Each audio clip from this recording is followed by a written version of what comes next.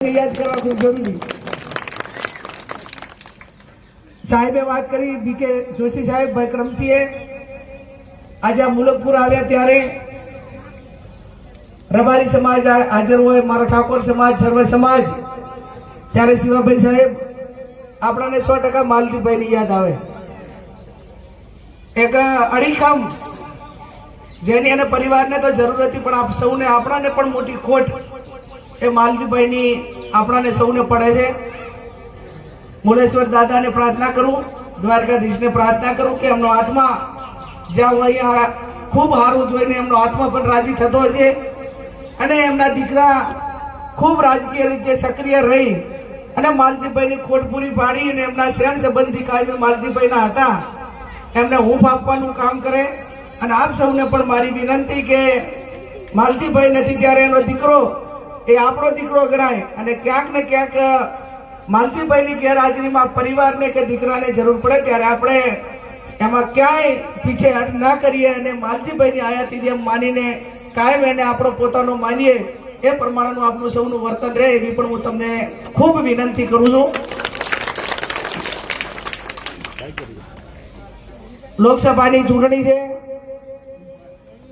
ચૂંટણી 7મી તારીખે મતદાન થવાનું છે. આમ તો સુરાણા કાર્યક્રમ આપણે દિયોદર તાલુકાનો હતો, અહીંયાથી ચાલુ કર્યું હતું, પણ ચંદુદીન સરપંચને બધાને આખા ગામના આગેવાનોનો માગણી હતી કે બેન તમામ દીકરીઓ અને બહેનોને પણ ખૂબ અહીં આવે અને તમને બધાને મળવાની ખૂબ એમની ઈચ્છા છે અને હું ના આવત તો મને 80% વોટ મળે. પણ એ લાગણી એમ કે બેન અમારા વચ્ચે આવે, એમનું સન્માન કરીએ. હું આ 1 મહિનાથી સાહેબ પ્રવાસ કરું છું આખા જિલ્લામાં. ત્યારે માણસ કોણ કેટલું જીવ્યું એના કરતા કેવું જીવ્યું. જાહેર જીવનમાં વ્યક્તિ આવ્યો તો એને કોણે શું કેટલું મેળવ્યું અને કેટલું ગુમાયું. કોઈ વ્યક્તિઓ એવા હોય છે કે અચાનક મળી જતું હોય પણ જયારે પૂરું થતા થતા તો લોકો તંગ થઈ ગયા હોય અને બીજું નવું ઊભું કરવાને બદલે તો જે હોય છે એની પણ પૂર્ણાહુતિ થતી હોય છે. ત્યારે હું બનાસકાંઠાની જનતાનો આપ સૌનો કોંગ્રેસના પરિવારનો આભાર માનવો જોઈએ કે તમે મને 28 વર્ષમાં ખૂબ મોટી કરી છે. હું કાંઈ નથી, તમે બધા છો તો હું છું. બાકી દ્વારકાધીશના મંદિરમાંથી આપણા માટે એક ભેટ રૂપે જાગીરદાર સમાજ આપણા સુધી પૂનમે જાય અને અહીંયાથી આ મોકલાવે એ એક બધાના આશીર્વાદ છે, ભગવાનની કૃપા છે. અને મારે પોતાને તો દ્વારકાધીશની માનતા કરેલી છે. બાબરથી દ્વારકા ચાલતા જવાની એટલે આજ તો હવે માતા માથે યાદ કરે છે કે ભૂલી ના જાતા તમારી માનતા. મારે ઘડીએ ભગવાને યાદ કરાવે છે કઈ ને કઈ મૂકીને. ત્યારે 100% દ્વારકાધીશની માનતા પાપડથી પગપાળા કરવાની છે. તમને 5, 10, 15 જણાને આમંત્રણ આપું છું કે અહીંયા પહોંચવું ત્યારે આવજો. એક દાડો આડો હશે ને જેમ કે તમારે ત્યાં માથું મસ્તક દ્વારકાધીશનો કેસ એ તમારા ગામની અંદર પહોંચ્યો છે ને અહીંથી આપણે એને માથા માથે વધાયો છે. તો જ્યારે હું દ્વારકા પહોંચું ત્યારે 5, 10 જણા ગાડી લઈને એ ટાઈમે ગાડી લઈને ત્યાં આવજો. ખૂબ સન્માન આપે. મારી દીકરીઓ હોય જેટલી દીકરીઓ હામયું છે રોડ સુધી આટલા સુધી ચાલે ને હું માનું ત્યાં સુધી આવતીકાલથી ગઈકાલથી એમની તૈયારીઓ છે. ગઈકાલે આખો દાડો તૈયારી કરી છે. બેન આવવાના ચંદ્ર એવું બેન આવવાના અને હું સન્માન કરીશ, હું હામયું લઈને રહીશ. ત્યારે આત્માને એમ થાય છે કે આ માત્ર રાજકારણ પૂરતી તું નથી, સંસદ કે ચૂંટણી પૂરતી નથી. આ સન્માન અને લોકોનો માન ઉભો લાગણી એ ખૂબ આશા અપેક્ષાઓ છે. આશા અપેક્ષાઓ એ છે કે કમસે કમ આ સન્માન હોય, આ લાગણી હોય, એનું વળતર મારે કઈ રીતે સમાજને 18 આલમને આપવું ને એ મારો આત્મા પોતાને જે રીતે કામ કરવાની ભગવાન મને શક્તિ આપે એ પ્રમાણે કરવા માટેના પૂરા પ્રયત્નો કરીશ. હું મારી જવાબદારી પૂરેપૂરી સમજુ છું. વિશેષમાં તો આજ મુલકપુરે સાડી ઉડાડી અને સાડી ઉડાડીને કુંવાસી તરીકે દરજ્જો આપ્યો. તો મારે આ કોઈ ભાષણ કરવાનું રહેતું નથી કે 18 આલમ માટે ઠાકોર સમાજ હોય, રબારી સમાજ હોય, ગૌસ્વામી સમાજ હોય, આ બધા સમાજ, બારોટ સમાજ હોય, આપણી ભારતીય સંસ્કૃતિ રહી છે કે ગામની વાલ્મીકી સમાજની દીકરી હોય કે બ્રાહ્મણ સમાજની દીકરી હોય, પણ ગામના નાતે એને કુંવાસી તરીકે જ્યારે આપણે એને નવાજીએ.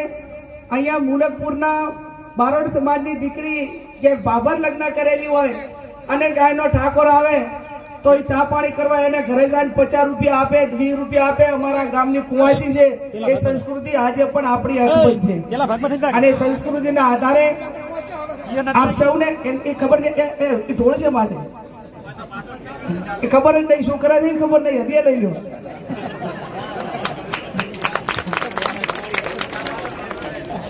કોકમાં નાળસો ઉલકા કર્યું હોત તો હેરાન થાય. એ લાગણીમાં છે કે હવે શું કરું તો ઝડપી બોલું થાય એમ લાગણી છે, બીજું કઈ નહીં. આમ મગજ એ ટાઈપનું છે, ઝડપી બધાને સેવા કરવા માટેનું. ત્યારે આપ સૌને હું ખાતરી આપું છું કે એક સાડીની લાજ, એક કુંવાસી તરીકેની મારી મર્યાદા અને એક કુંવાસી તરીકે આ ગામ માટેની મારી વફાદારી, એમાં હું ખૂબ ગંભીરતાપૂર્વક સંસ્કૃતિને સમજુ છું, લાગણીને સમજુ છું, પરંપરાને સમજુ છું.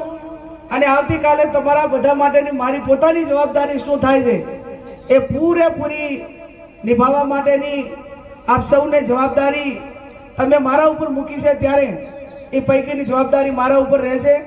આ 15મી તારીખે કુંવાસીનું ફોર્મ ભરાવવા આવજો, 7મી તારીખે મતદાન કરવા આવજો.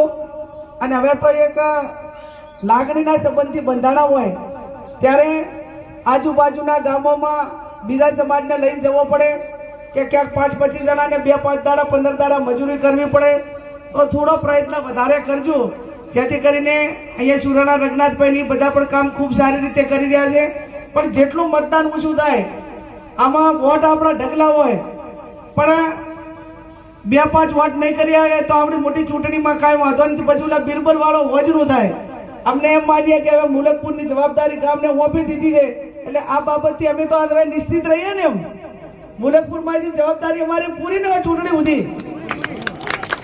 એ પ્રમાણે આપ સૌ જવાબદારી નિભાવી અને 7મી તારીખે પંજાના નિશાન ઉપર વોટ કરજો. આપ સૌ મોટી સંખ્યામાં હાજર રહ્યા. મારે કોઈ પક્ષી કે બીજા કોઈ અન્ય ભાષણ આજે અહીં કરવાના રહેતા નથી. ભવ્ય સન્માન કર્યું. ખૂબ મોટા તમામ સમાજના આગેવાનોએ હાજર રહીને ખૂબ લાગણી વરસાવી. રબારી સમાજને પણ વિનંતી કે ઠાકરસિંહભાઈ આવવાના હતા પણ એને ધાનેરા મૂક્યો છે એટલે નરસિંહભાઈ કરમસિંહભાઈ હાજર છે અને ઠાકરસિંહભાઈને દોયડો બાંધલ છે એટલે હવે હું બેન આવી છું, એની મોટી બેન છું. એમ ઠાકરસિંહ વચ્ચે માની લેજો.